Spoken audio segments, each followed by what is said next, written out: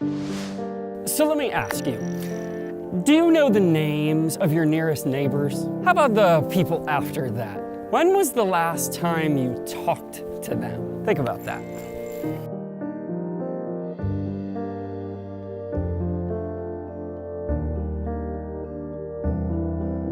Well, grüezi miteinander, brothers and sisters, and guten Tag, or guten Morgen, or perhaps guten Oba, depending on what time of day you're watching this. Welcome to Mission Zero. If this is your first time here, my name is Shawn, and this is The Word with Friends, the show where we take a deep dive into language and communications in order to bring us all closer together. We started off the week talking about neighbors, and so you had to know, you had to see this coming, that the word that I think we need to talk about today is, in fact, the word neighbor. The English word neighbor comes from a Germanic root nigh Bauer. And nigh means close, like the end is extremely nigh, and Bauer, which means like a bedroom or a place to stay. So it's someone who stays rather close to you. Sure, but that's not the word we're talking about in the Bible, right? When it says love your neighbor, that's a whole different set of words. So let's go to the Hebrew.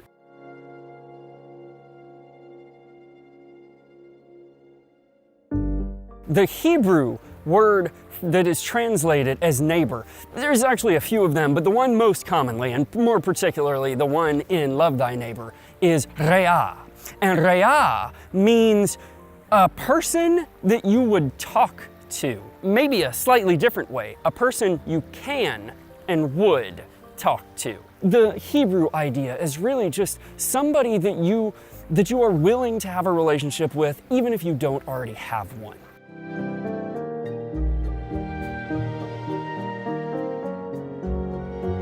The Greek word that is rendered neighbor is plesion, or at least the majority of places, it's plesion.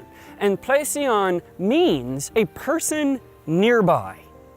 And it doesn't mean that they live nearby, it just means they are in proximity of you. The idea in plesion is that a neighbor is someone in your sphere of influence. And here 2,000 years later, that's a radically different thing because people can be in our sphere of influence from all the way across the globe. The meat of this word neighbor is really important because a lot of people have tried to use it to exclude the people that they have to love, the people that they have to reach out to. And so let's talk about that for 1 second.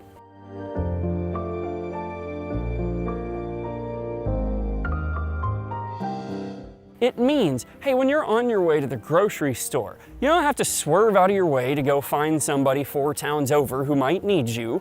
It's when you're on your way to the grocery store, pay attention, keep your eyes open for somebody who might need your assistance, somebody that you can show love to. Back to Battle Cry on Monday, find the people that just a smile, a kind word, a thank you, a please, a sir, a madam can do wonders for.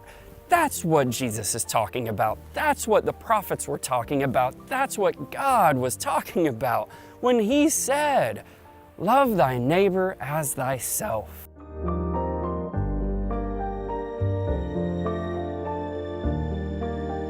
You saw it coming. You saw it coming a few days ago, right?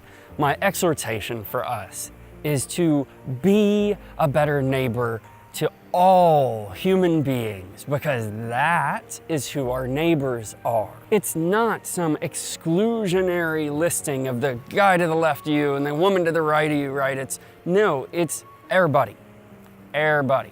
Take that message. I know that it's not an easy thing to ingest. I know it's not a fun thing to try and think about, that even the people who have radically different ideas than we do are still in our list of neighbors and are still the people that we need to love on and care for and help and be kind to.